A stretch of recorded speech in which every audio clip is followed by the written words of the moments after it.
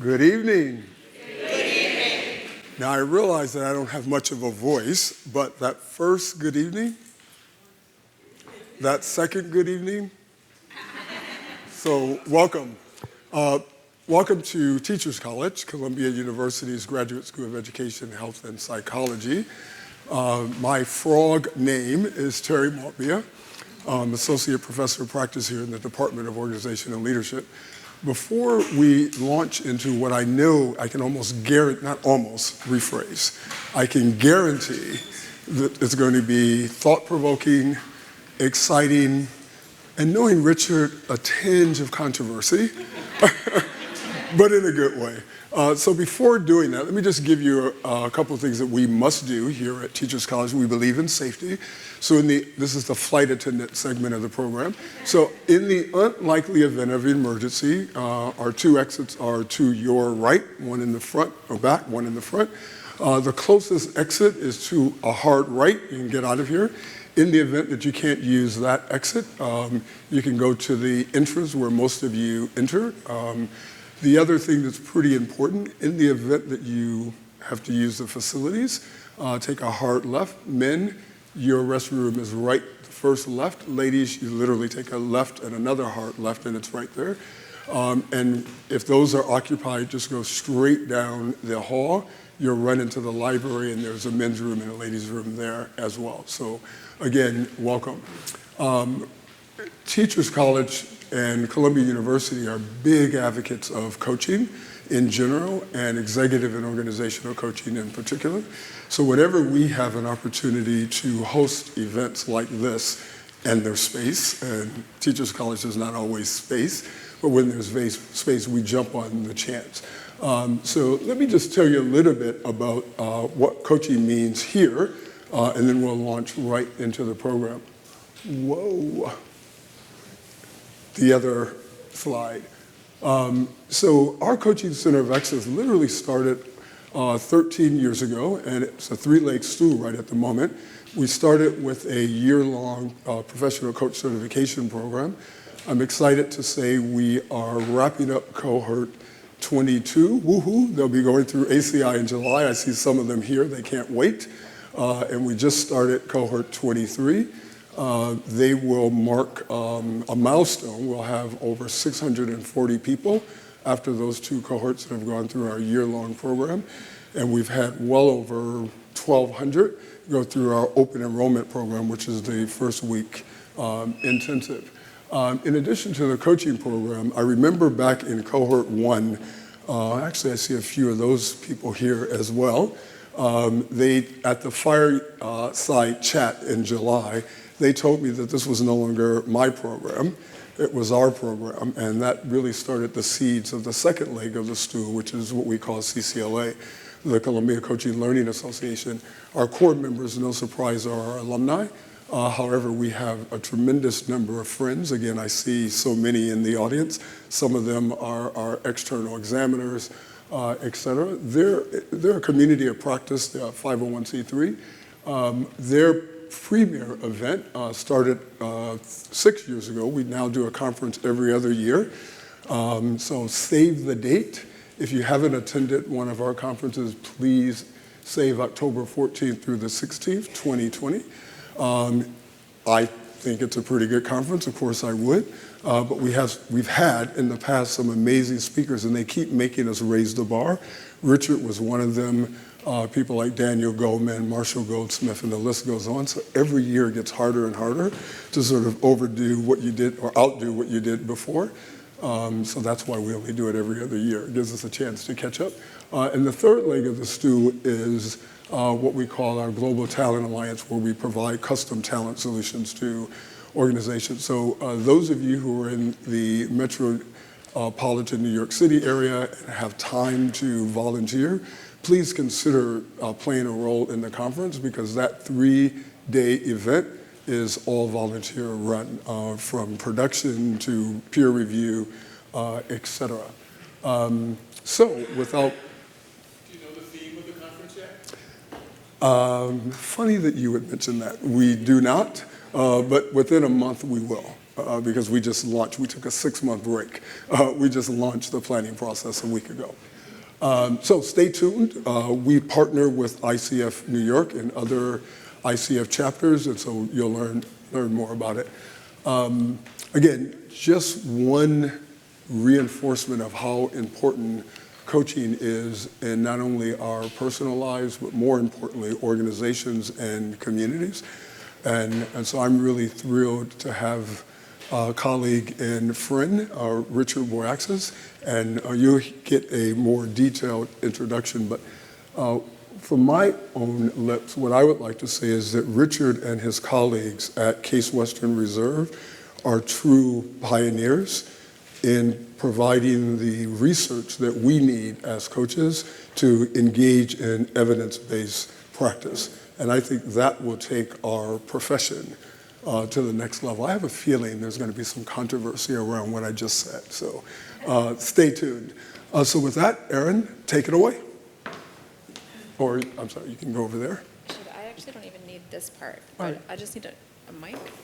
Maybe you grab that one. Okay. Sorry, logistics.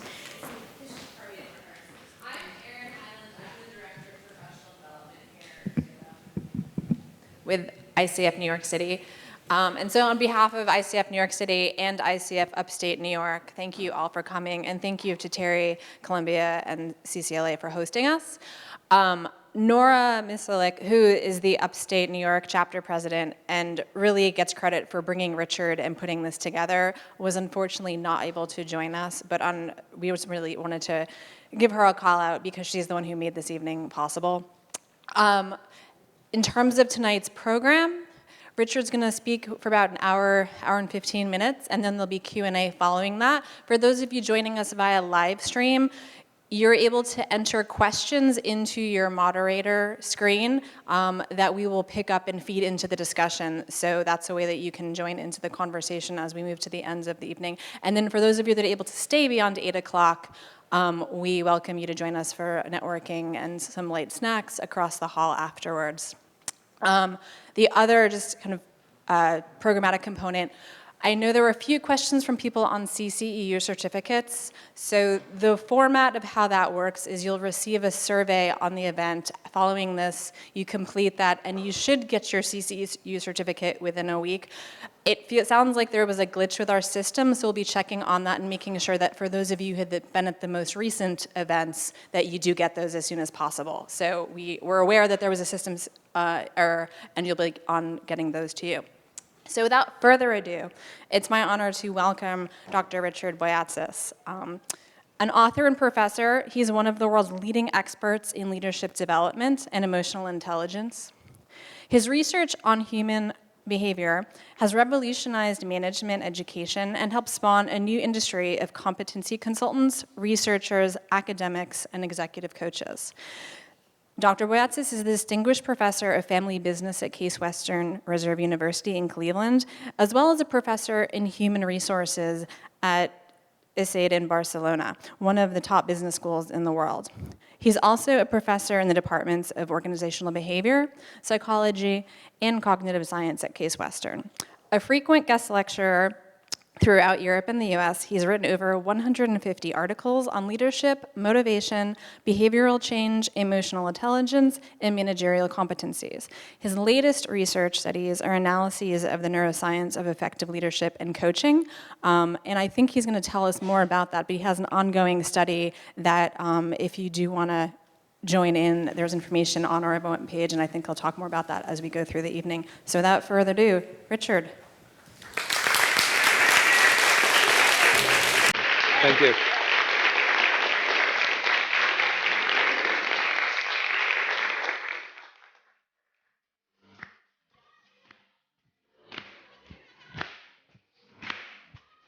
I want you to enjoy the music. You can't do that sitting down. Stand up, really, stand up.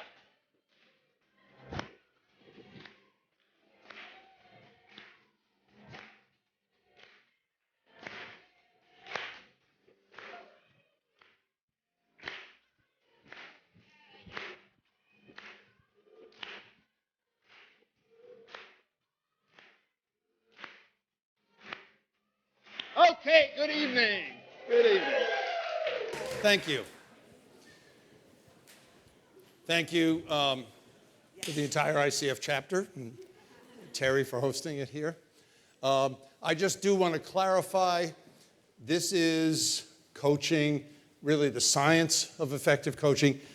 Dr. Ruth is down the hall, I just heard, and she's doing sexual pleasure through coaching. So if people want to leave, you know, I'll understand. Many of you have heard me before, and for that, thanks for coming back. Or at least many of you came up to me. But if you haven't, then you know, then you wouldn't know that the reason I started with the Queen of Soul is that here you're coming to a university, you're sitting in an auditorium, you know, you're hearing a stuffy old professor. It smacks of everything analytic. And the fact is that what happens is all of those cues activate a part of your brain which you use when you do analytic work, which also closes you down to new ideas. I'll talk more about that research later. So if I'm to hope that you'll remember anything tomorrow, nevertheless 3 or 4 days from now, I have to activate this other part of the brain. And that's where music, humor, sense of smell can do it, but I've never had the OSHA regulations cleared so I could spray the room. But at any rate. Okay, so what I'm going to do is talk about a number of ideas, every one of which is based on published medical, management, or psychological studies. And I'm not going to do it in a way which assumes that any of you are doing coaching without thinking of this, but I can assure you that many really good coaches are misdirected by either the training they go through or by the certification processes. Because even though I work a lot with ICF, CC, CE, the certification processes in both organizations are based on attitudes and values, not on empirical results, which everybody agrees. So I'm not saying something out of school here. And toward the end of my presentation, I will show you a URL and the specific invitation to join a research study, which Joel Garanwell, the head of research for ICF, has endorsed, and the people at CCCE have endorsed, and other associations, to try to say, how can we do some concrete research on what are the competencies of coaches that really matter. To date, there is no study establishing any data on that. And what we're trying to do is fix that, or at least start the process. But at any rate, so I'm starting with a very important premise that change is stressful, that the mere act of self-control, the act of not doing something you have a tendency to do or trying something different causes your body to activate its stress system, technically the sympathetic nervous system. And as soon as that happens, you're under a mild or maybe extreme, depending upon how severe the consequences are, form of defensive reaction. And yet here we are as coaches of any sort, whether you're health coaching or executive coaching or career coaching, we're trying to help people be open and change, and the very process we're engaging puts them, or they put themselves, into a state of defensive posture. Now for us, it gets a little more complicated. Dave McClelland in the 70s, and actually in the late 60s, and I was helping him on some of this research, started to work on something called power stress. And it's the stress that comes from those people who either are in leadership or helping professions. And it's the mere stress that happens when you're responsible for other people. I mean, if you are a parent and you actually accept the responsibility of being a parent, that alone is called a power stress activity. So we, as providers of these services, are under a difficult challenge. Here we are trying to help somebody ameliorate the effect of this annoying to impossibly acute stress in their change process. And we have a certain amount of it. And if we don't tend to ourselves, if we don't spend time worrying about our own sustainability, we are literally unconsciously infecting them with stress, them being the clients. So what I'm going to do is talk about all the different parts that feed into that. I will, even though I'm going to get very technical in terms of some of the fMRI, cognitive, neuroimaging research and some of the hormonal, I'm going to be very practical.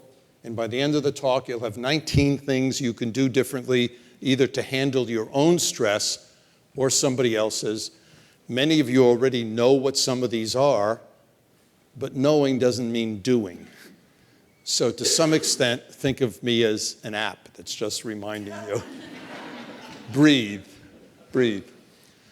Okay, so it's almost impossible to talk about these kind of topics without helping people feel them. And in fact, social psychology has shown us for 65 years or so that people don't get convinced of things by rational arguments. They get convinced by emotional arguments. And then we use rational arguments afterwards to make ourselves feel better. So I can't convince you of the things I just said, but you can convince yourselves. So first exercise, actually the only exercise for tonight, because I only have 3 hours. I just gave somebody a heart attack. No, but seriously, I only have time for one exercise, so this is going to be our big exercise. I want you to think of who has helped you in your life, your whole life, not just work. Who has helped you in your whole life become who you are or get to where you are? Who has helped you the most? And if you came to school, you should have a pen or pencil and paper. If you don't and you need to borrow one. If you don't, you could type it on an electronic thing, but writing seems to work better for most people. But at any rate, so who has helped you the most? Become who you are or get to where you are. Think of a person when you say, well, I wouldn't be who I am today if it wasn't for X. Excluding you. Excluding me? Excluding you. If it works. Or I wouldn't be where I am today if it wasn't for person Y. And write down their names. Oh, you did already? Wow, fast. Okay, since some people are already done, I'll tell you what to do next. So assuming you can come up with at least 3 to 5 names, we're going to work with the first 3 that you thought of. Usually, if you thought of them first, they had a more profound impact on you. It's called salience in medicine. So take the first person you thought of and remember a key moment you had with them in which you learned something.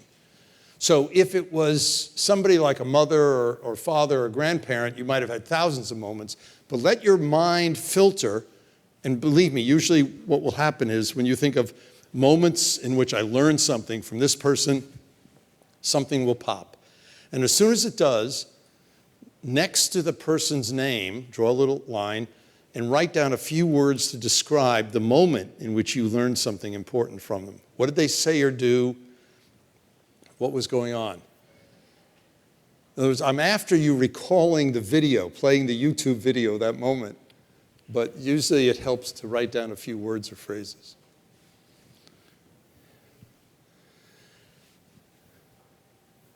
And then go ahead and do that for the second and third person, please.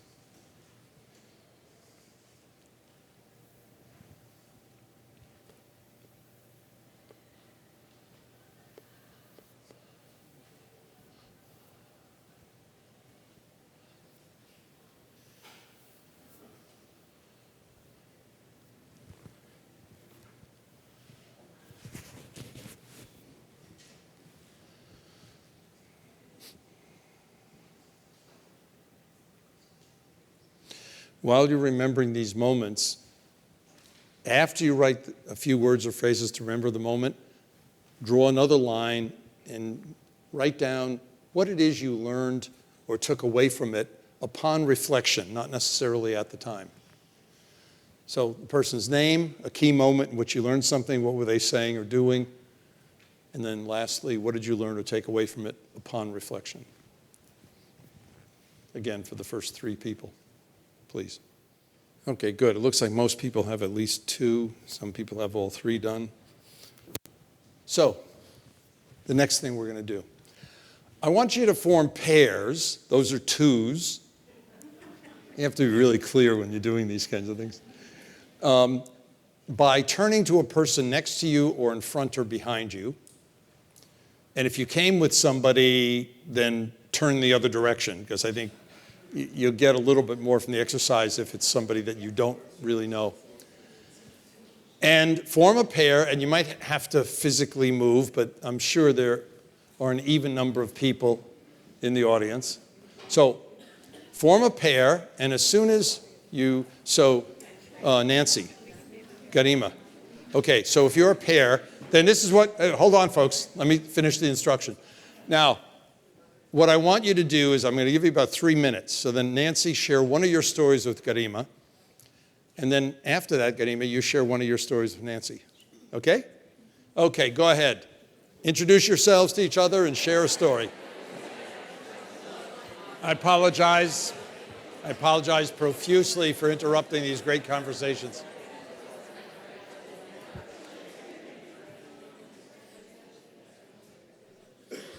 We've all heard a lot about mindfulness, emotional self-awareness, emotional intelligence.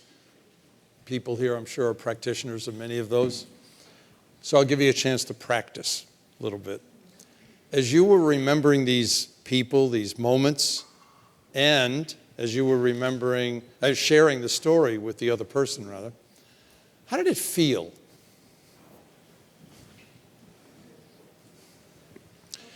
I'm trained as a psychotherapist, so I'm actually trained to wait 20 minutes when I ask a question. I spent most of the 70s doing therapy with alcoholics and drug addicts, so hey, I'm used to New York crowds.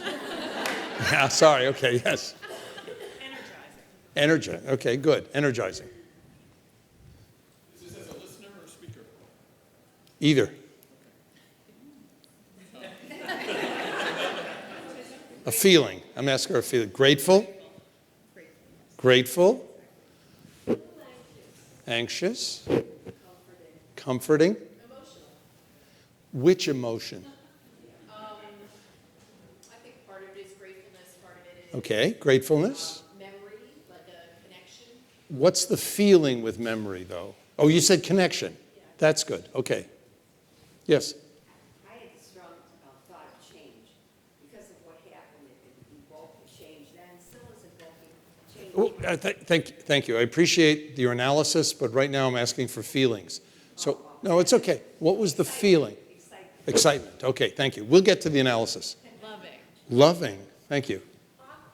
Awkward. Okay. Joy. Thankful. Thankful.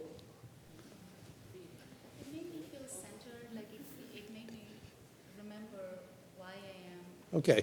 It made you feel centered. Well, you said remembered who you are and why you are, but what's the feeling? Centered. Yeah. Grounded. A pop from center. So it started, I was sad to start, and then I went, and it was the question, what do you understand now on reflection? You would not have known I could get it. Great. Good. So you got 2. A feeling of touching the center and a feeling of relief. Vulnerable. Inspired. Nostalgic.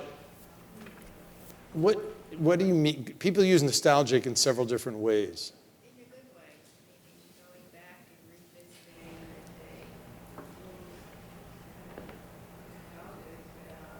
Well, sometimes people use nostalgic as sad that the person's passed away. Sometimes they use it as it's a reverie. I remember how good I felt in those days. It was the latter. Okay.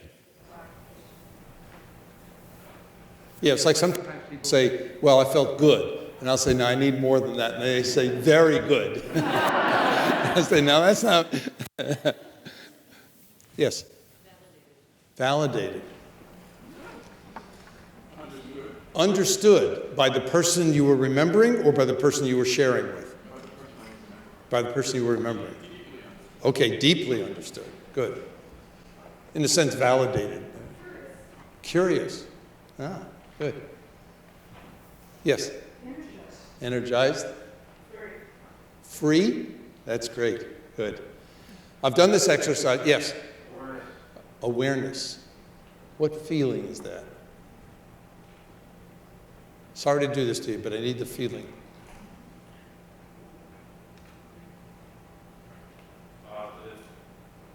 Positive. Positive emotion. Okay, I'm going to continue, then we can come back to it, okay?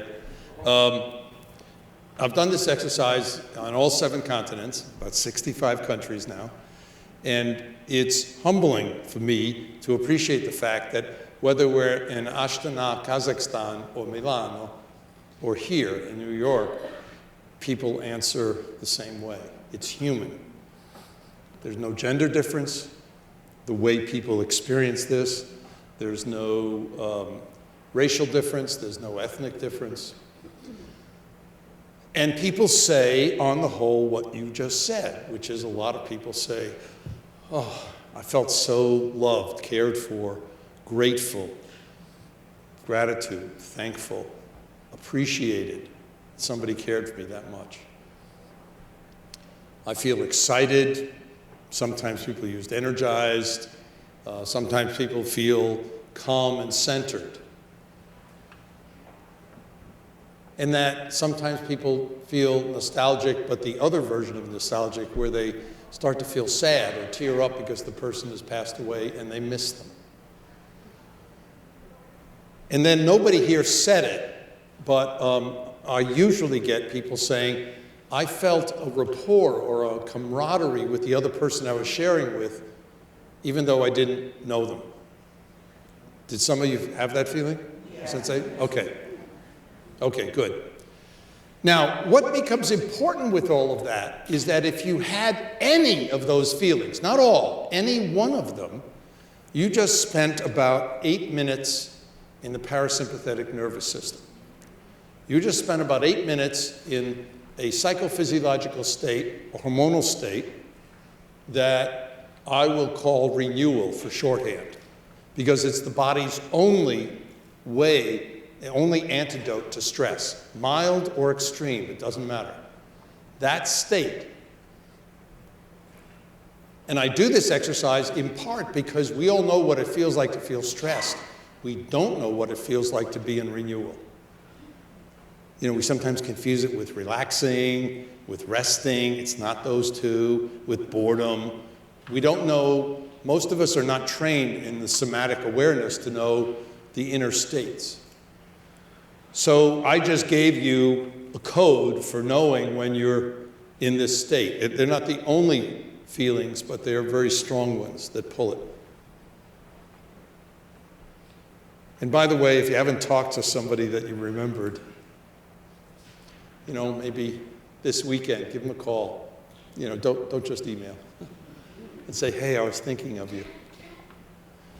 And if sadly they've passed away, take an hour Saturday morning, make a cup of coffee or tea and sit with some either photo albums or just remembering moments with them. What a great way to honor their gift to you. It's a good thing. So the most important question I'm going to ask this evening, we're actually not going to analyze, but I want to toss it out there for you to consider on your ride home tonight. Whose list will you be on? Whose list will you be on? Look, everybody in this room is a coach, so we spend all of our time trying to help other people, but it doesn't mean that they feel that the help has been earth-shattering. They always say that, but you know, would they say the same thing a year later? Maybe, maybe not. So I think the question is still an apt one. Now, you've got an edge because your profession is one in which you're trying to help other people. but it's still an important thing to consider.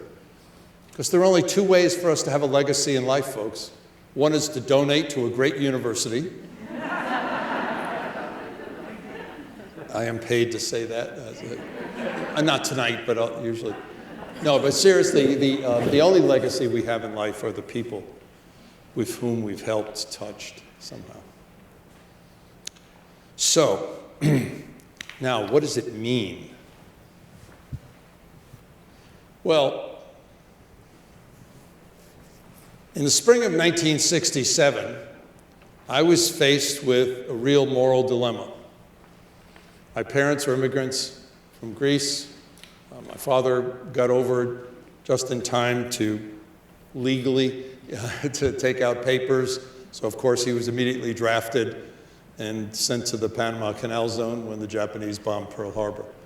So his battalion was securing the jungle, and then a few years later landed on Omaha Beach. And so he gets back after going through France and Germany, the U.S. forces, and musters out, and he's in New York, and by then he'd met my mother. She lived across the street, 136th Street off Broadway, across the street from his brother. They'd gotten married.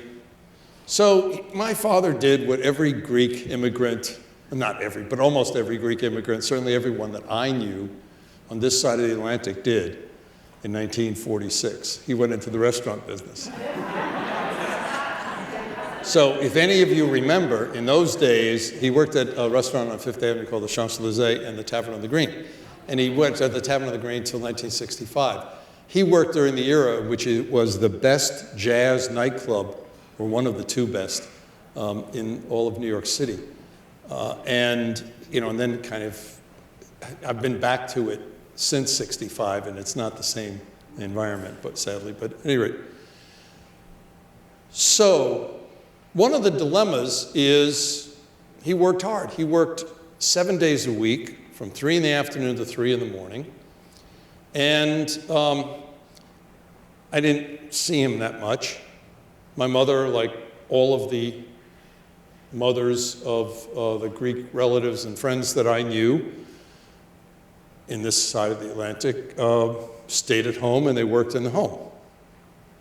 But my mother was an avid reader, as my father was. I could tell by books he had by his bed table. Early on he bought a TV because we lived in Sunnyside in Queens in a 6th floor apartment that had absolutely nothing but bricks and concrete and asphalt. My mother used to send me to her sister's house outside of Flatbush for 2 weeks every summer because she said, "You're going to the country. You're going to the country." You can appreciate that in a way that most audiences don't. But anyway, between reading and TV and movies, early TV, I got caught up in the space thing, Flash Gordon and all that stuff.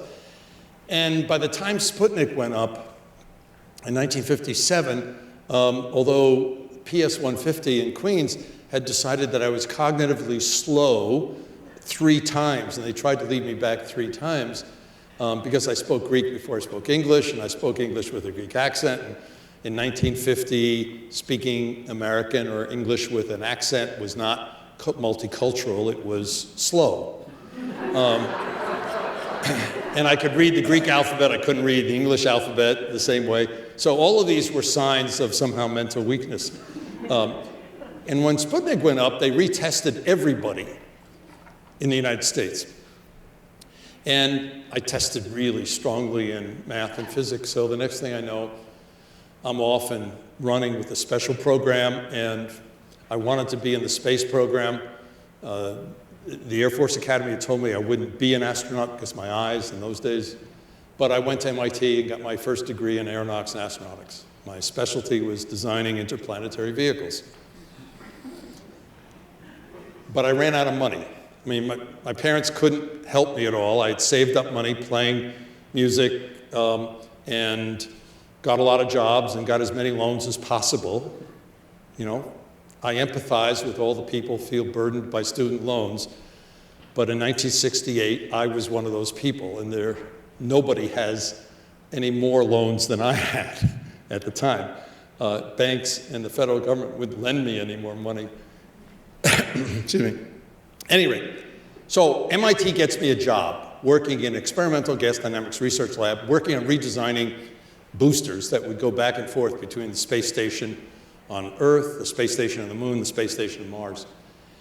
So I worked out at Northrop Norah for 6.5 months, and if you saved your money, you could have enough money to finish, which is exactly what I did. But what proved to me was that there was no way in hell I was going to do that for the rest of my life. You know why? Because it was boring.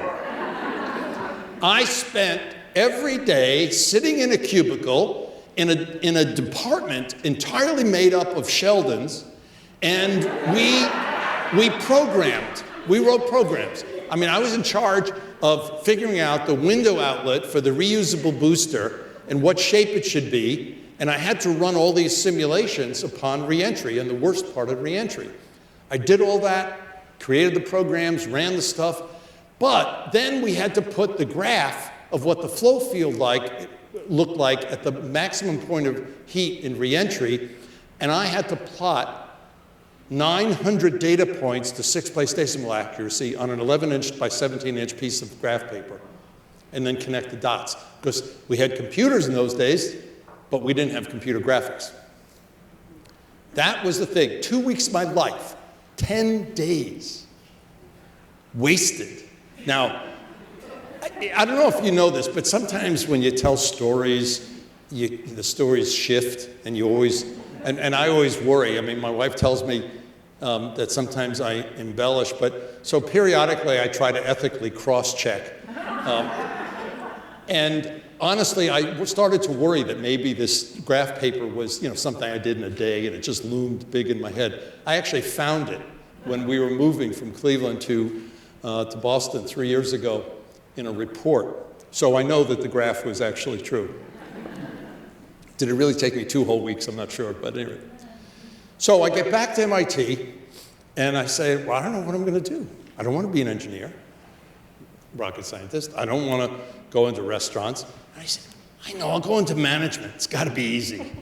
Look at these idiots we had, So the Sloan School of Management had this thing where faculty who were teaching courses that didn't have prerequisites would get up and take about a 10, 15-minute description of their course. Then the undergraduates, because at that point I was finishing, could take which course was of interest.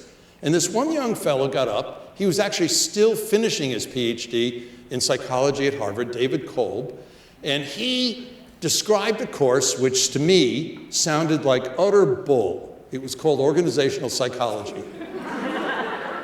But in his description, he said 2 words that made me literally run to his classroom in the basement of the Sloan School building to get in, because everything was capacity controlled. I did get in. And the 2 words were no tests. So I'd like to mention this story because sometimes our lives take a twist and a turn in our paths for reasons that we wouldn't understand. I wrote my first paper on my motivation. One of the many books I'd read when I was, 9 or 10 was Benjamin Franklin's autobiography. He had described this method for becoming more virtuous, which it didn't work for me, but I tried. And what I didn't know, and I quote from that passage in my essay on my motivation, what I didn't know was that Dave Kolb had just quoted the same passage in 2 articles he had submitted to academic journals. That's the spring of 1967. He offered me a job. The following fall, he introduced me to and got me into some courses with people I later learned were giants in the field. Ed Schein. Took a series of seminars with Ed. Everett Hagen, who created the Psychoanalytic Historical Society with Erik Erikson in Boston. I took a few courses from him. Dave McClelland, who was on sabbatical from Harvard. And by the end of the fall, Ed Schein and Dave Kolb and a few others had convinced me that I should consider going to graduate school. I had found this field that I loved, psychology. I loved it so much that I would do the work even if I wasn't paid. And I didn't know anybody. First of all, I was the only person on this side of the Atlantic who had gone to college. for more than a year. I was the only one to graduate, and I certainly was the only person I knew who would do what they were doing whether they were paid or not. Now, don't get me wrong, my father and my uncles and all these other fellows all enjoyed their work, but as soon as they could retire, they'd retire. And the next thing I know, they got me into Harvard, so I got my PhD in psychology at Harvard. But part of why I'm telling you is that the path has to do with key relationships. It always has to do with key relationships. I remember talking to Warren Bennis about this when he wrote his autobiography, that his stories, Warren's stories were always phenomenal, but the whole path of his life was just amazing. And he did it through these poignant experiences, like being in the Battle of the Bulge in World War II, or being president of the University of Cincinnati. And my observation to him at the time was he could have written the same book talking about the relationships, the key relationships he'd had along the way. So, we started working on this, Dave Kolb and I started working on this, the early version of this theory, in the spring of 1967. I've been at this a long time. After doing a number of years of research at MIT with how do graduate students change, help each other or not, by 1970 I'd shifted to mostly doing therapy with alcoholics on a therapy program that I developed coming out of my work with Dave McClelland on power. And then, although I'd started doing some research on this thing of competencies in 1970, and I am often cited as one of the 4 people who started the competency movement in human resources, but the 70s was really taking all of that and trying to look at how do people with addictions change. I was training therapists in 15 cities around the country. I was doing basic research, applied research. And this theory kept cooking, kept developing, kept emerging. And then in 1978 or 79, I was getting really burned out. I was averaging 17, 18 days of group therapy a month, all days, whole days. And if any of you are clinical or do any clinical social work or anything like that, or nurses or physicians, you know that when you work with addicted people, it's really sad because no matter how good you are, 60% of them end up killing themselves and hopefully not taking other people with them. So I had to get out of that field, but I needed something comparable to work on for the research and the development. And that's when I started looking at leadership and management. Complex. And by 87, when I gave up running the consulting companies and became a full-time professor, my focus entirely went to how do 25 to 65-year-olds change. Now, meanwhile, along the way, I've done a few research studies and articles on dyads, on teams, on organizations, on communities, on country change. But a lot of this has focused up until 2000 on individuals, and since 2000, most of it's focused on pairs and small groups, which I use the term coaching for. So I use the term coaching with a small c to connote any helping. I think what parents do with their children is coaching. I think what physicians do, nurses, physicians' assistants, is coaching. So I'm not a person who gets into this issue about, oh, no, that's not coaching. That's consulting.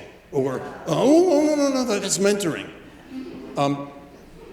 I think the intent of all of those activities is to help someone else change. So what I'm more interested in than the definitions is being clean about your role. I think there are role issues that have ethical issues around the contracting. I'm not denying that. And I think there are a lot of people who say they're mentoring and they're not coaching because they're not mentoring very well. I think if a person is mentoring well, they're coaching. So now, what does all this have to do with this model? What I have learned over all these decades is that humans don't change in sustainable ways. So I'm after something that sticks more than 6 weeks. In sustainable ways, without using complexity theory. When I started using it, it was back in the 70s, and we called it catastrophe theory, but it went all the way back to my aerospace training because it's all nonlinear dynamics. And what happens when you deal with the physical science of it. Like there are a lot of materials you can't move into space because at that temperature and in vacuums, they become brittle. So all of a sudden, it's not that change isn't continuous, I mean, isn't linear, it's also discontinuous. Now I say that, but often we still think a person should be changing in some smooth way. We do it to ourselves. And with that impatience, we communicate a guilt. And we create more stress on ourselves as well as other people.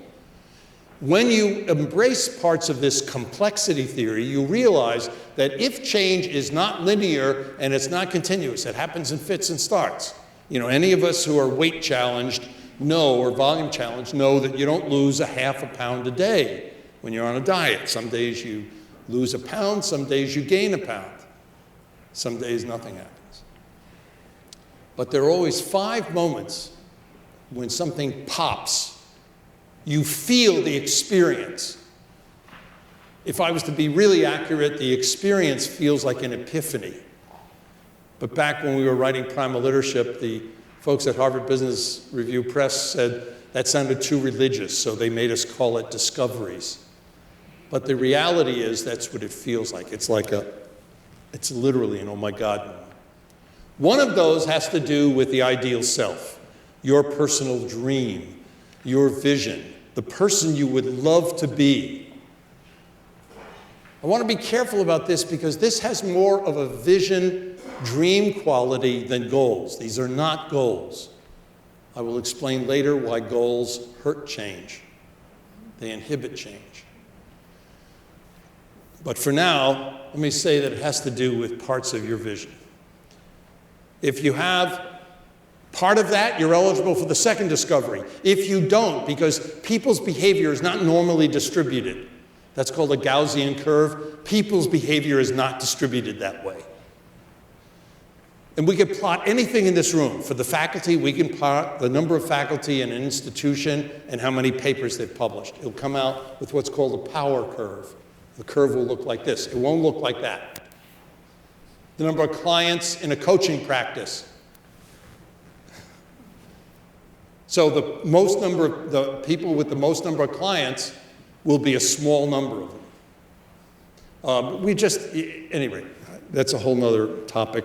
I don't have time for it in this. But let me say the important issue is that means that when you're dealing with nonlinear dynamics, there is a 5% chance a person goes to the next stage. 5%. It's not even money. So, but if you have part of the vision, you're eligible for the second, which is discovering a part of how you come across to others. And the instantaneous comparison to your ideals, which means you come up with some kind of personal balance sheet. You have a sense of your strengths and your weaknesses. The third discovery is a learning agenda, which is not a performance improvement plan. This is something that you are so excited about doing that represents so much joy that everything else becomes a distraction. The fourth is the experimentation and practice with the new thoughts, feelings, and behavior. And the fifth discovery, which very often is the first, is building a resonant or caring relationship. And hopefully, as coaches, that is what we are doing with our clients. We are building a resonant relationship. If we're helping them, we're not only helping them build it with us, we're helping them build it or rebuild it with others in their life space. Spouses, partners, family members, colleagues, friends. Okay, so what does this have to do with the exercise? I contend that in this exercise, when we started doing research on this around 2002, we discovered after several data collection things that in a room like this with all these different folks, I don't know exactly how many are here, but you had said, Terry, you thought it was going to be somewhere around 160 something. So maybe it's 150, 140. If everybody came up with 3 stories, what we've been learning in the research is that 80 to 100% of the stories that people come up with in a group like this have to do with either your ideal self, the red oval, or the strengths oval here. So I wouldn't be surprised if many of you thought of a moment with a mother or father or grandparent in which they didn't say to you, well, you're a girl, you should be a nurse. They had a conversation with you that opened up possibilities to you, where you felt, wow, that would be cool, or you discovered something in the process. It could have been with an aunt or uncle, a teacher, a coach, an early manager. Sadly, later managers in most of our careers don't seem to have these impacts. It could have been with a partner or spouse later in life. But what happens in that moment is all of a sudden the possibility opens up. And you go, wow. Sometimes it's through observation. So, 1957, my father decides, enough with the bricks in the 6-story apartment. Let's get the family out to something healthy. So he finds a little small house in a working class community called East Meadow. For those of you who may know it, it's next to Hempstead, Levittown. And it was okay, because traveling on the newly opened Long Island Expressway, he was always going against the traffic. Well, one of the things that happened,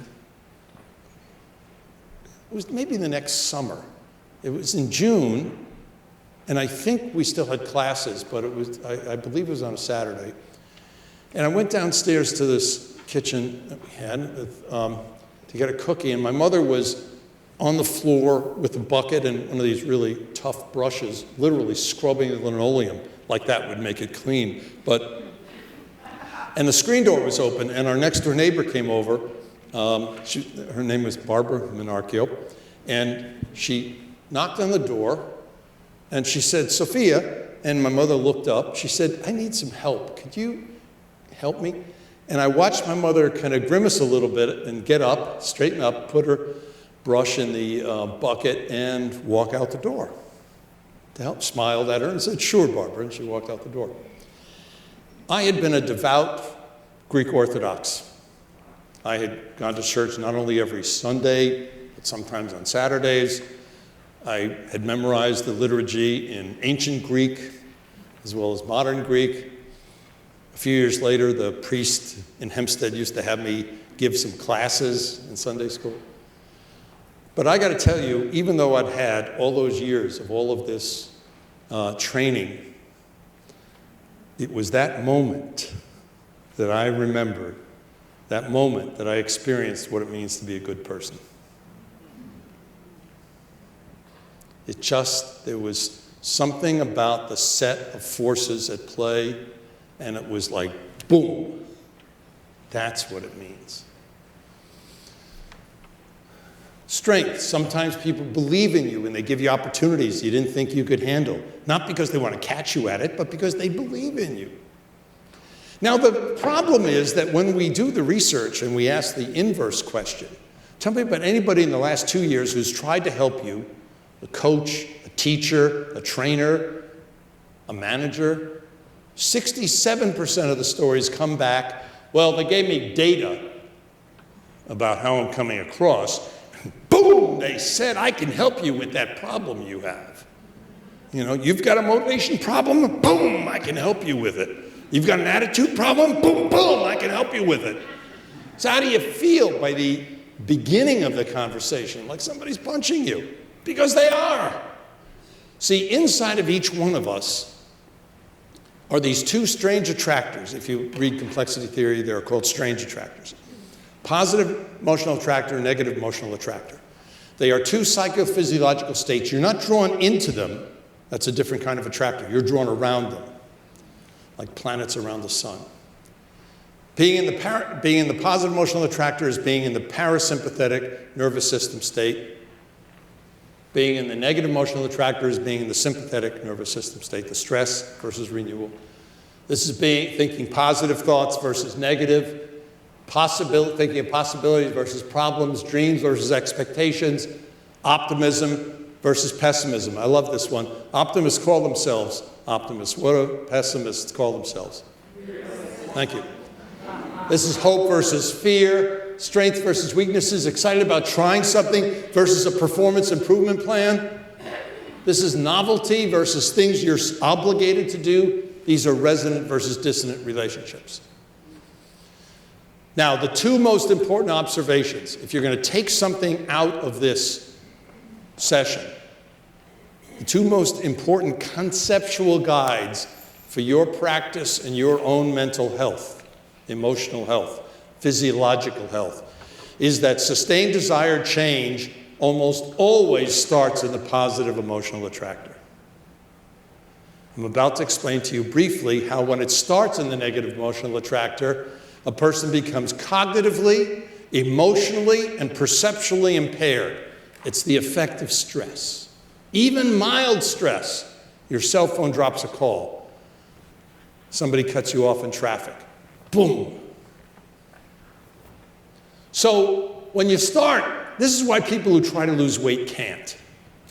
It's a negatively framed goal. You'll never get there. Or if you do get there, you just bounce back. So, I'm clinically obese. For the first 30 years of my life, I was clinically underweight. And then, getting married and stopping smoking cigarettes a few times and eating actually 3 meals a day and things like that. And maybe being happy helped. But, you just gain a lot of weight. So, in the past 30 years, I've lost 50 pounds 3 times.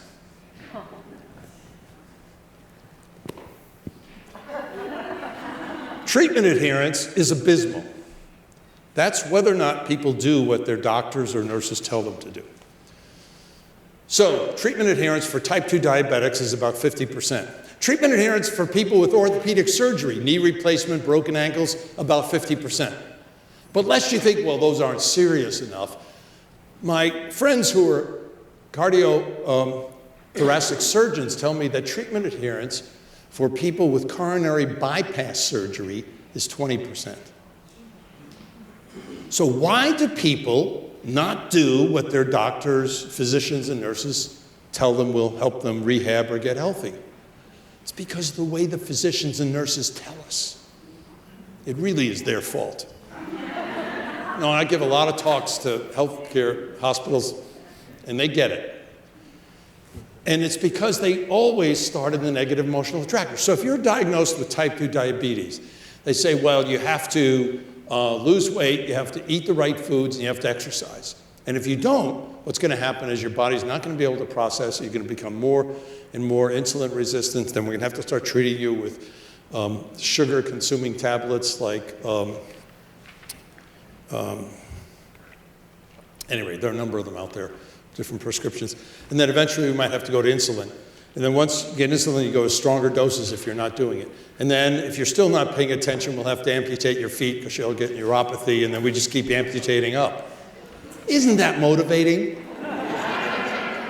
I got to tell you, for somebody with a problem like mine, that sends me to the Cherry Garcia ice cream in my freezer. That sends me to the second glass of red wine, and then the Cherry Garcia. So what happens is, when we go at people with the negative emotional attractor, we invoke a stress response. We ensure that they will not change. Management training. In the 90s, $85 billion a year was spent on management training in the world. A lot in North America and Europe. And the effects are abysmal. Actually, even to today, the only really effective training is presentation skills training. Almost every other form of management training has very little impact that lasts more than what's called the honeymoon period, which is 3 weeks to 3 months. There isn't any research on coaching, so we can't make that claim on coaching, but I can make the claim on psychotherapy. In psychotherapy, the results are so bad that a very famous therapist in the late 60s, early 70s in England showed that if people were on the waiting list to see a psychotherapist, they improved as much as the people who went through psychotherapy. This is a case where the placebo effect actually works positively. Now again, I have no sense of data to say that a lot of coaching isn't very effective, but probability is probably true. Why? I think it's because we get ourselves into that negative emotional attractor state. We do, ourselves. And then the other folks pick it up. So, how do we revert? How do we change that? We start processes in the positive emotional attractor. The second point is, because we're a fairly delicate system, emotionally, behaviorally, physiologically, and negative emotions are stronger than positive, which is important, because if you're about to get eaten or bitten or shot, it's more important that you survive than you thrive. I mean, you could flourish all you want, but if you're dead, it's not going to help. So I call this thrive and survive, but we need both. You couldn't have woken up this morning if you didn't have a dose of the sympathetic nervous system. I doubt you could have negotiated getting physically here to this building without some encounter with the stress response. So it's useful. But the problem is, if we want to encourage people to sustain an effort of change, we have to oversample the positive.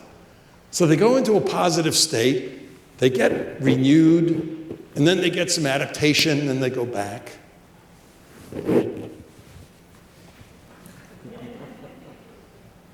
What's my point?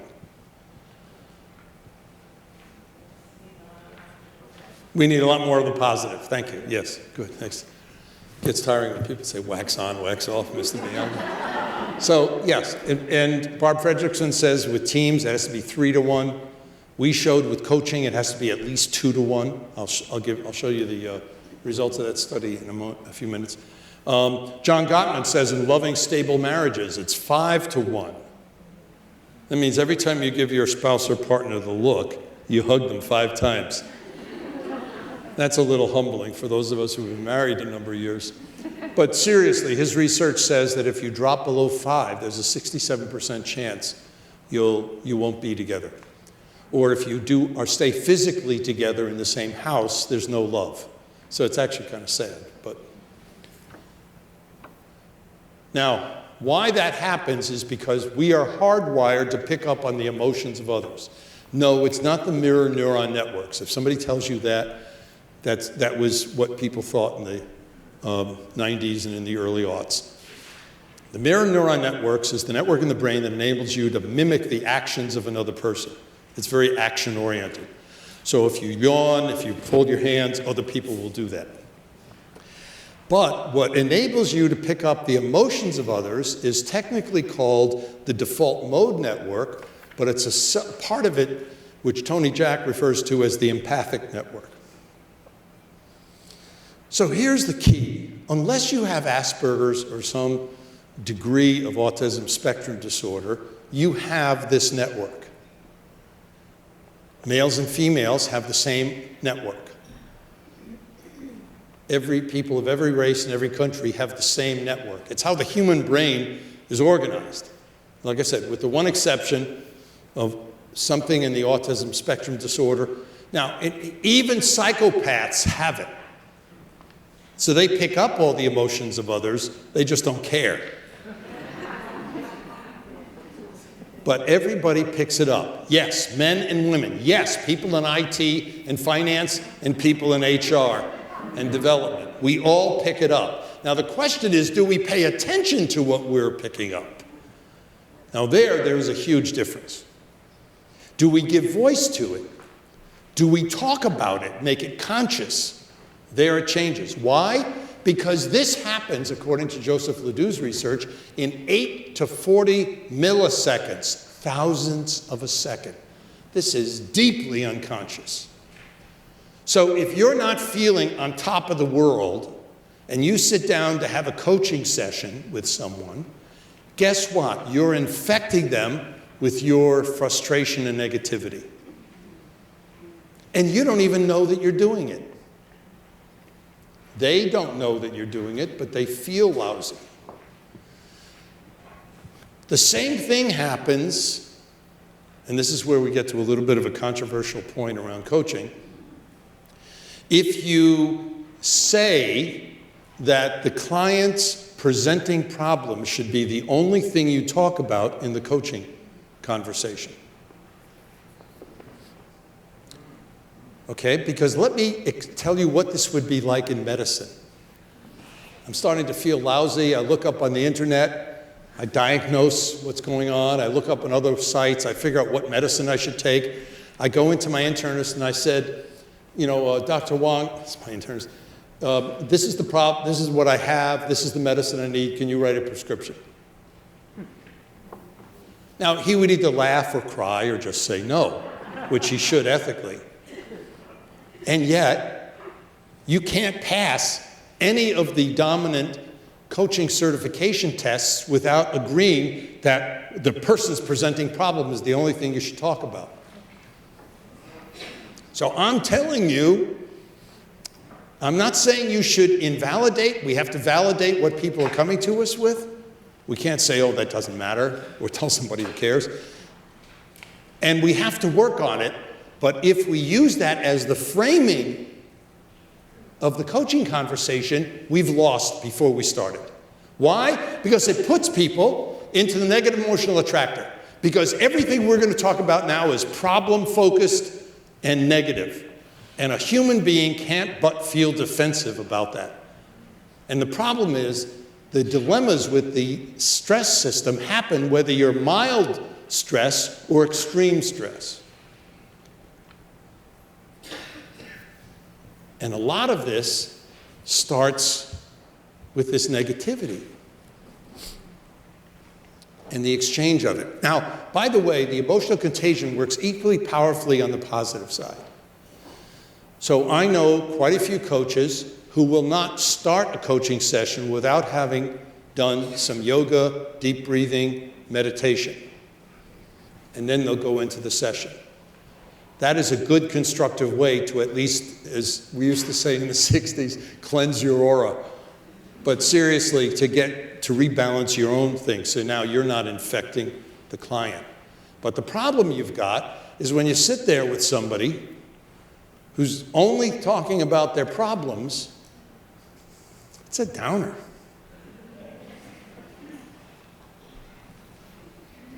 The stress response, to not get too technical, is a bunch of things that happens. Epinephrine, norepinephrine moves blood from your distal capillaries to your large muscle groups in your arms and legs so you can fight or flight. Cortisol we need in the body because it's a natural anti-inflammatory. But once you shunt blood in your body, same amount of fluid in the system, now you've shortened it by about 1/7 the length, the pressure goes up, your pulse rate goes up, your breathing gets more shallow because it has to be faster. As that happens, and cortisol enters the bloodstream, cortisol turns off your immune system. Now you're vulnerable, particularly vulnerable, to all the bacteria and viruses all around us. And it stops neurogenesis, which is the conversion of stem cells in the adult brain from your hippocampus and your olfactory lobe to new neurons. Cortisol stops neurogenesis. You lost about 85,000, or will, if I allow that you'll be awake for a little while longer. Well, some of you aren't, but you'll lose 85,000 neurons today. If you're not replacing them at some hefty rate, your brain gets that spongiform quality we see in autopsied Alzheimer's or Parkinson's patients. That's neurogenesis. It replaces new neurons with new neurons. Cortisol stops that. So even mild annoying stress stops these functions. You don't feel right, and somebody comes to you and says, where's the report that's due Friday? And you say, or even if you don't say it, what you're feeling is, "What's it to you?" Which, come on, outside of Manhattan is a defensive response. So what happens is we begin to see things that aren't threatening as threatening. This is why people who do more social media are more anxious and scared and suffer from a lot more anxiety. Because every time you get a beep on your phone or your watch, it's not a beep that says, oh, did somebody make a joyful posting or tweet? No, we always go to the defensive. So if all this is going on, how come you're not dead? Well, as I like to say, there are two possibilities. One is you may be, and isn't this what you thought heaven was? Okay, it's not really. This is why, because your body has this parasympathetic nervous system, this antidote. And this is the only antidote we know of to date to ameliorate the effect of stress that isn't pharmacological, and the pharmacological dulls other things or has other negative effects on your body. So, and in this one, the key hormones are oxytocin for women and vasopressin for men. And it's the sensation you have when you see a little baby laughing, or you see a golden retriever puppy roll in the grass, or a kitten play with a ball. And you start to have this genuine Duchenne smile, and this feeling wells up inside. That is the parasympathetic nervous system. That's that feeling that you began to have, many of you, if not all of you, when we're doing the exercise. And what happens is, in this state, your immune system turns on full gear. Now, if you're immune compromised, this doesn't make up for it, but whatever way your immune system will work, this works its best. This is where you're cognitively at your best. You can handle the most complex concepts. You're the most creative. You can do the most multitasking. Perceptually, they do this with nasal sprays of epinephrine versus oxytocin. Your peripheral vision, which if you stare at something straight ahead and move your hands back to the point you just lose sight of it, mine's there right now. Mostly our peripheral vision is 180 to 240 degrees as you age, it goes down. When people are sprayed with the epinephrine, the stress, mild stress response, goes down to 30 degrees. That's why people can't see outside the box, because they can't see the box. So what happens is we end up having tunnel vision. So in organizations, we say, well, it's not invented here. That's not the way we do it here. Oh, I couldn't do that. I'm about to show you neurologically why the coaching context you want to have is not the problem that the person presented, but is their dream. Because it's one of the two things that can activate this state. And by the way, just to be intellectually honest, we don't know yet, there's not been enough careful research in medicine with people over 30, so we don't know the effects of postmenopausal, surgically or age-induced post-andropausal change, because menopause drops estrogen levels dramatically, which is what oxytocin is made from, and andropause drops testosterone levels a lot, which is what vasopressin comes from. So I'm just flagging that, because again, people can chemically do it, but estrogen replacement therapy, as you know, can help to replace the balance of oxytocin, but it has cancer risks for women, various parts of women's bodies. Okay, aside from that, but this is the system that we're trying to work on.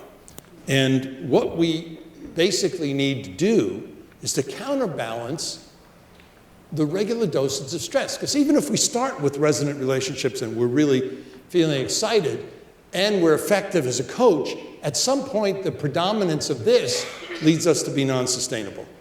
So what are the things that medically we know can improve the frequency of renewal for you? And you could ask your clients to do this. Meditation. Meditation really helps. Even 15 minutes 3 times a week helps. Deep breathing as a part of the path to meditation helps. Progressive muscle relaxation helps. Yoga helps. And now we know you can get yoga at CVS.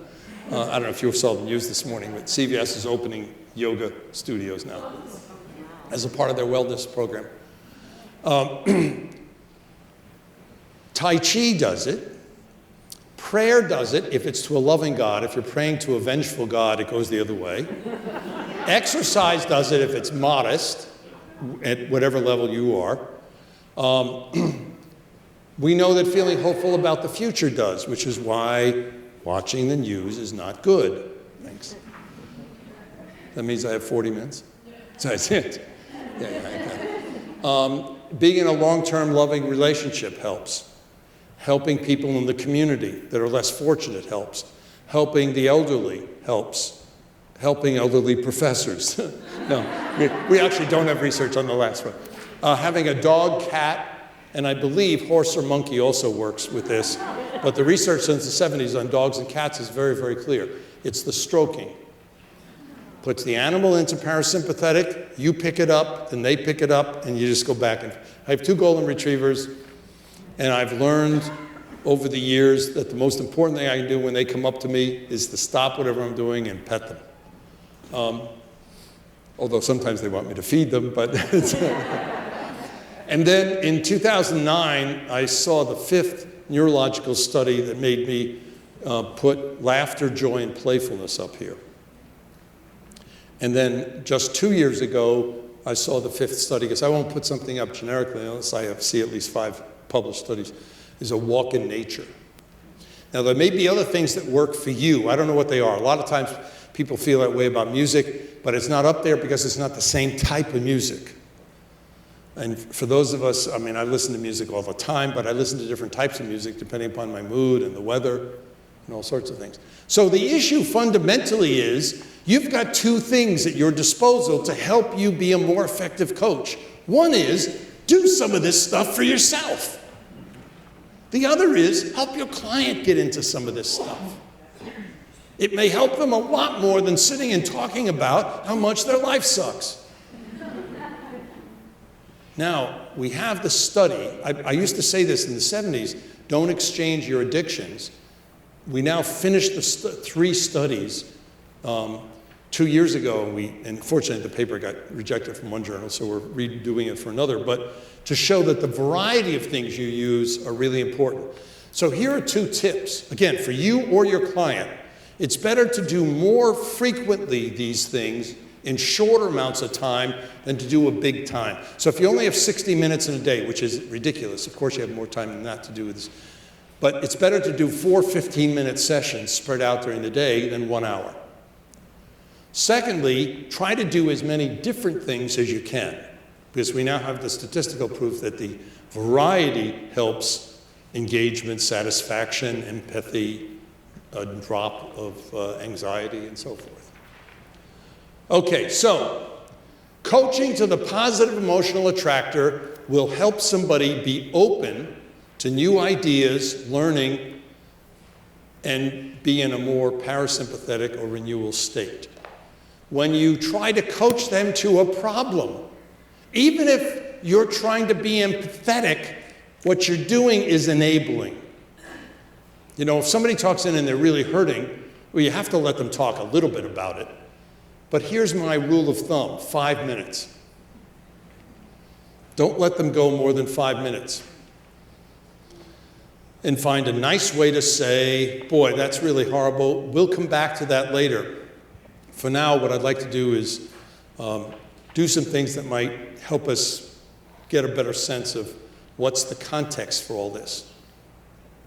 So we contend that it's coaching to vision and the resonant relationship with you as the coach that are the 2 parts of the context that should drive effective coaching. Now, how can we think that? Well, we have 32 longitudinal studies with 25 to 35-year-olds, and another 4 with 45 to 55-year-olds, and another one that I don't have listed up there that's a 5 to 19-year follow-up, showing that people change dramatically. Sorry, I don't know why this got reduced in size.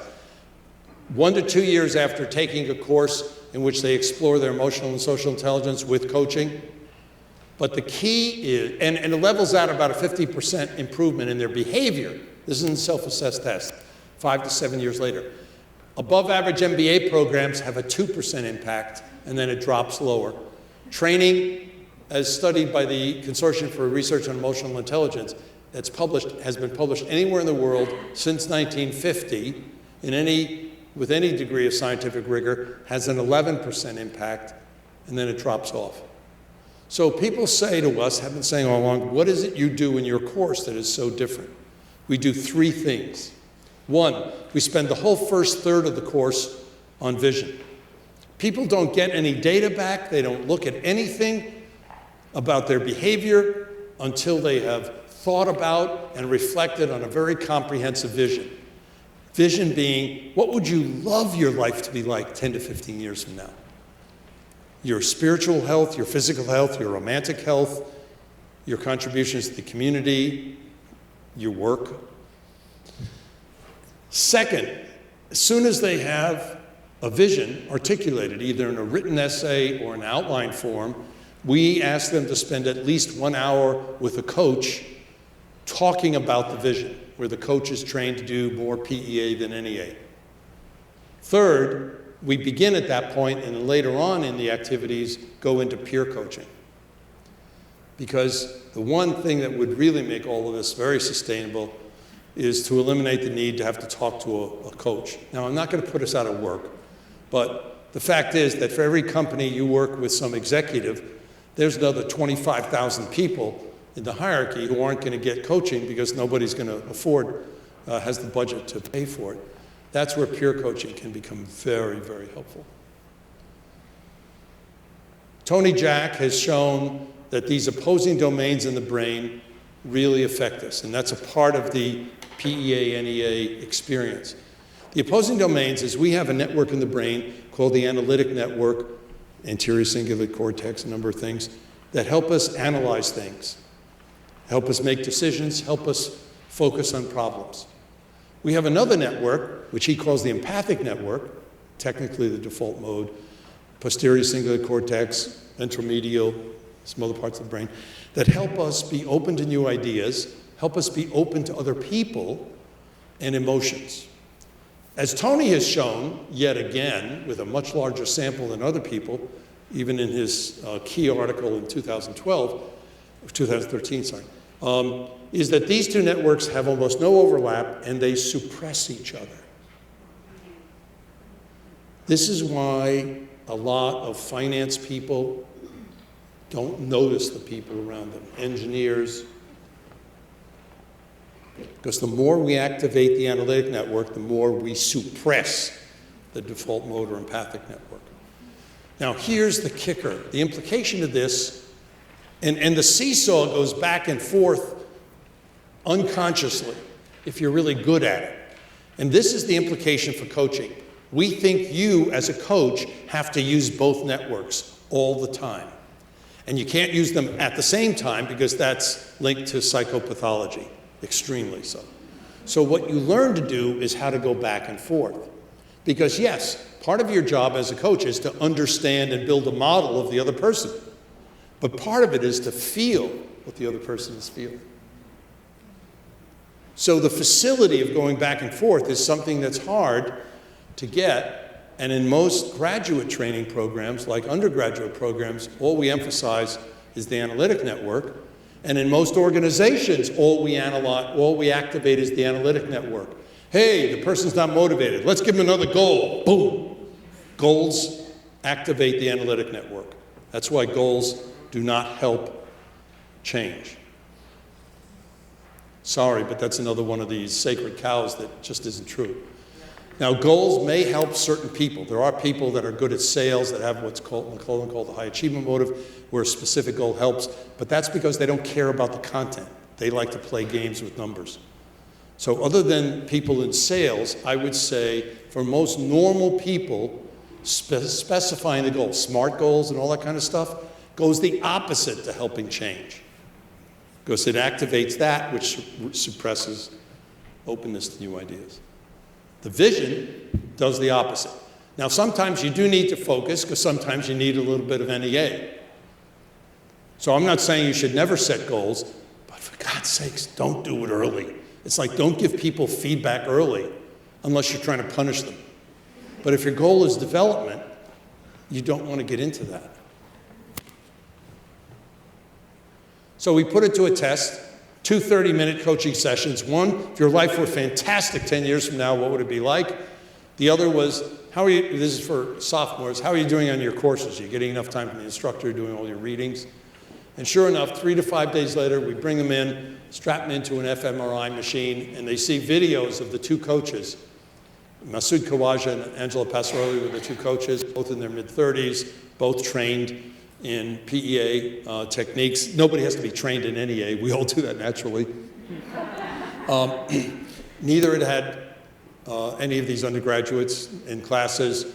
They were randomly sequenced as to which one did the PEA, which one did the NEA. They were randomly sequenced for each subject in terms of what they got first or second, and half of the subjects in this study were females and half were males by gender identification. So one of the things that happened is the lateral visual cortex got heavily activated whenever they saw the person who reminded them of their PEA conversation. And that's where you go in your brain when you imagine something. And then we found that on the whole, by talking about the vision, you activated many parts of the empathic network. And that when you talked about the problems a person was having, it closed them down to. We then did a replication a following year, 2 years later, with 50 subjects, half female, half male. And this time, we had the PEA-NEA, but we had multiple PEA sessions. And what we found is that if you had 2 or more PEA sessions to each NEA, you activated the ventral medial prefrontal cortex, which is down here. It's a part of the empathic network. And Nancy Eisenberger has shown repeatedly in her studies, it's the only part of the brain's activation that activates the parasympathetic nervous system. So we get a direct link to the renewal processes. Masoud Khawaja looked at treatment adherence for type 2 diabetics. His study was done in Pakistan, but most of the percentile dynamics are the same, even in the United States, and found that it was the patient's sense of the vision with their physician that mediated all of the things that medical research says are important. Sharing information, empathy, trust, and all that. All those were important, but they were all mediated or affected dramatically by the patient's perception of the shared purpose or vision with the physician on treatment adherence. Well,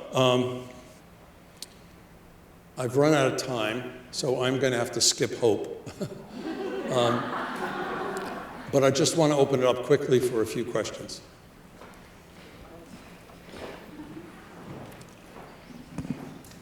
Yes? So this is, you're incredibly modest.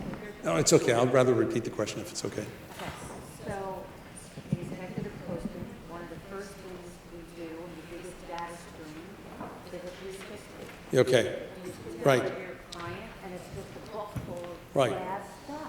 So very often when you do coaching, you start with a 360. I think that's true. I love 360s. I've been working with them since 1969. Some of you use one that Dan Goldman and I developed, the Emotional Social Competency Inventory. The thing is, you don't open with it. As a matter of fact, we don't let anybody see data, whether it's from interviews or 360s or assessment centers, until after they've had this plenty of time with the vision and talking with others, in particular the coach, about the vision.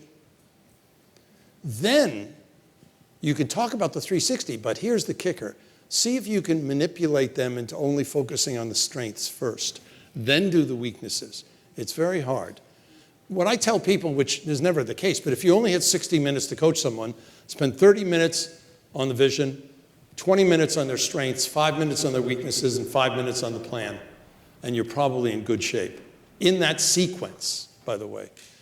Because as soon as you look at 360 results, everybody zooms in on the gaps. So if we don't have a person in a good, strong PEA, they're going to defensively zoom in on the gaps. So I'm not saying that data isn't useful. And by the way, I mean, even with my own folks, if they're fairly aware, self-aware, I don't bother with the 360. But I haven't found that to be the case of people under 50 anywhere. And even a lot of people over 50 aren't that self-aware either. So, and look, and it's one of the things about 360 results. Even Scott Taylor is one of the prominent authors about this research these days. But professional women tend to be underestimators. So if you do a 360, your assessment, ladies, of yourself on the competencies will be lower than all the people around you. Professional men tend to be overestimators, which is not a surprise to women. You know, it's like... And by the way, I published a study in 2009 showing that Italian executives are the worst at that.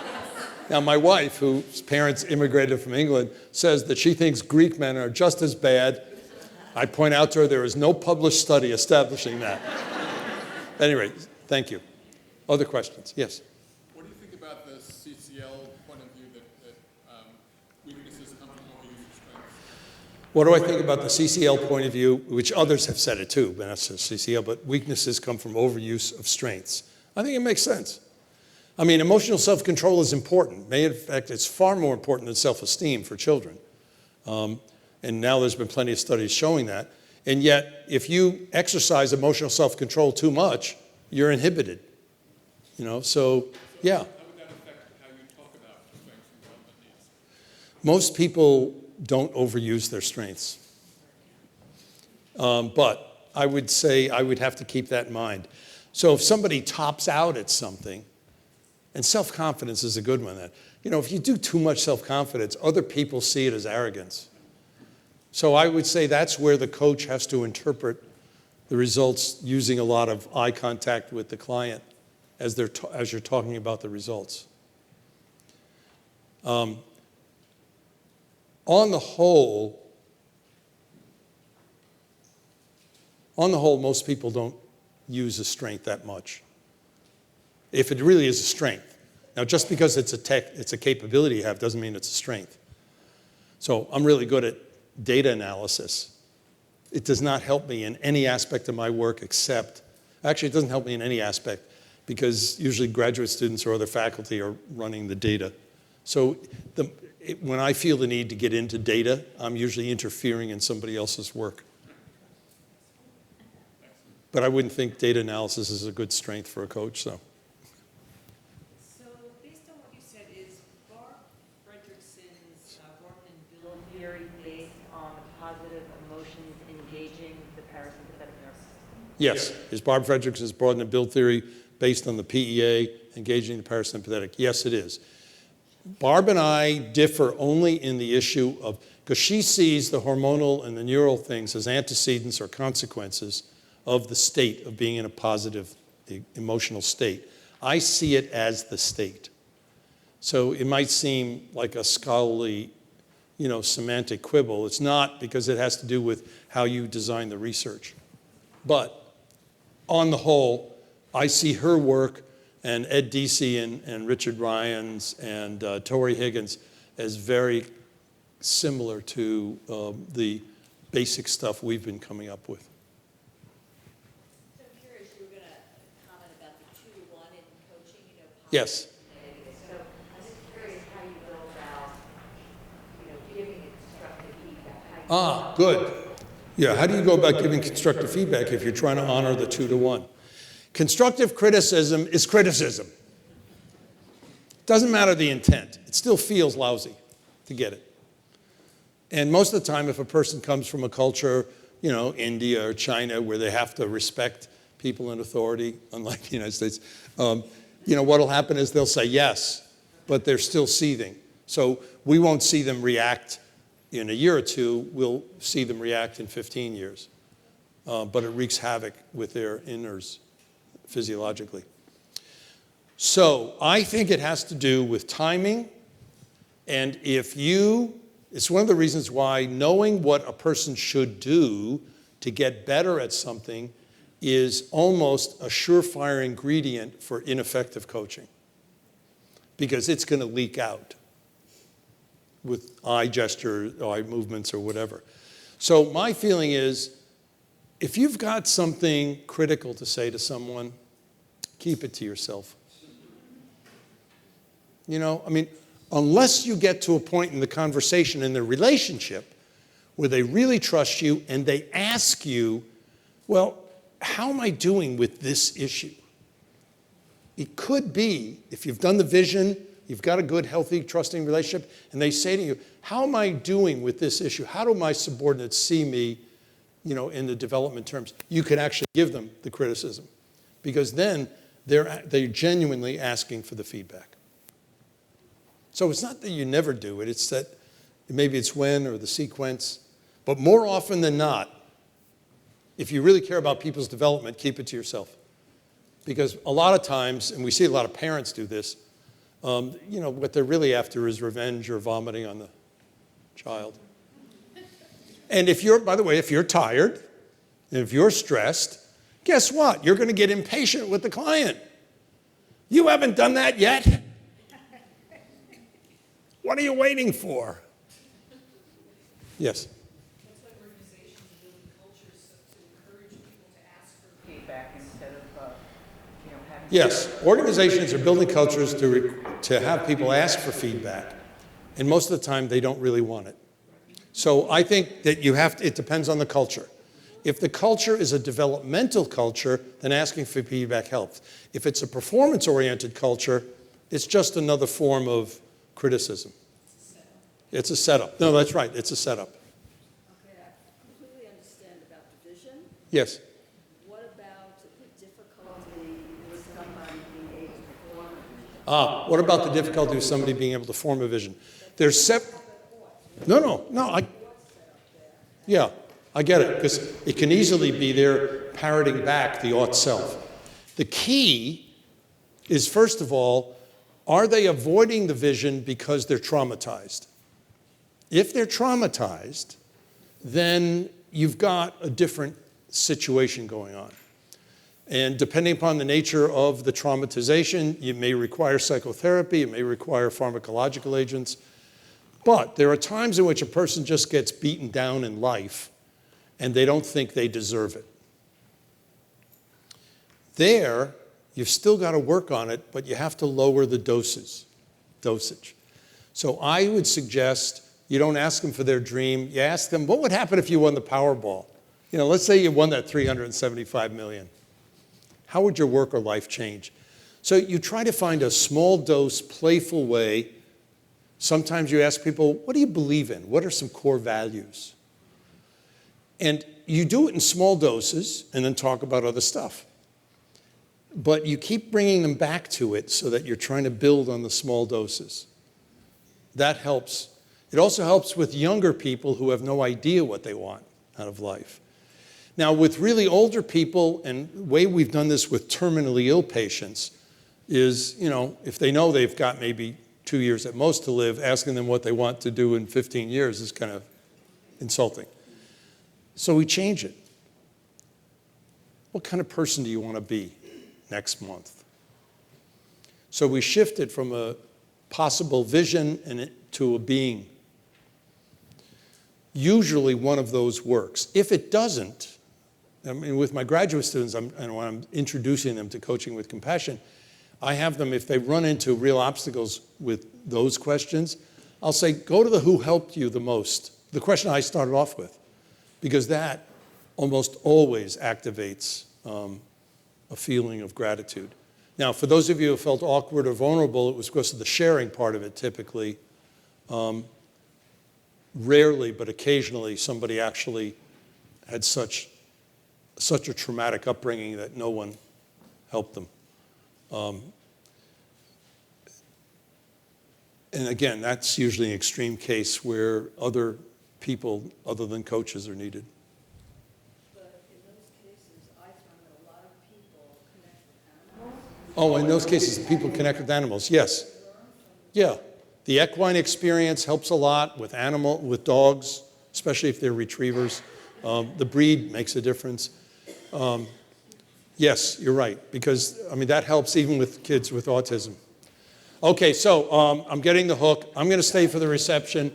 And by the way, you have my email on the first slide, or if you don't have the slides, you should get them. Yep, we'll share. And it's richard.boyatzis@case.edu. So I did make the point that the competencies that are being tested for by all the certification agencies aren't. My research published in 1982 suggests that when you build competency models on the basis of values and opinions, half of them are probably correct, 25% are wrong, and 25% are the opposite. So what I've done is started a coaching competency study with the endorsement of ICF and CCCE. So I would ask you, we still are desperate for more coaches to participate. If you are a coach and you'd like to help out in the study, go to that URL, and if you don't have the slide, email me and I'll send you the ICF invitation. It'll be about an hour and 5 minutes of your time as a coach, including asking a few peers for a 360. Then we'll ask you to give us names of 1 to 3 clients that can give us 20 minutes of their time filling out some stuff early in the process and a year later. Another resource is our new book coming out in August. I'm not supposed to say it's available for pre-orders on Amazon because that's direct selling and I wouldn't want to do that in a setting like this. So here are the practical tips I talked about today. They're all things you could be doing or are doing already. Whoops, sorry. We will send you the slides, so you'll have access to everything. Okay, Yep. good. And then the MOOCs and the Coaching Research Lab and some other free resources are on that. So let me then just end with this thought. You owe it to yourselves to be living closer to your dreams. This is a very special gift of God, life. It's not a dress rehearsal. So we owe it to be moving closer to our dreams. And if we talk to the 6.5 billion people on earth who can't, who live under conditions of oppression that we have not typically experienced, they would say, go for it, don't waste it. So here's the last tip, the 19th technique. Remember the moment. You're a kid before a holiday or a vacation trip. Remember your first date, first big sports game, publication of your first article, birth of your first child, your first marriage. Because when you remember these moments, you start to get that Duchenne smile and you start to become positively infectious. And when you're doing that, not just your coaching clients, but in your families and in your communities and other people at work will come together and do things you never thought before were possible. Thank you. God bless you. Thank you, Richard, very much. We appreciate everything you shared with us tonight.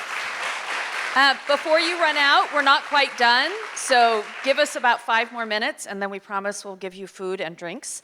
Terry, thank you very much, Columbia, for hosting and your ongoing support of ICF.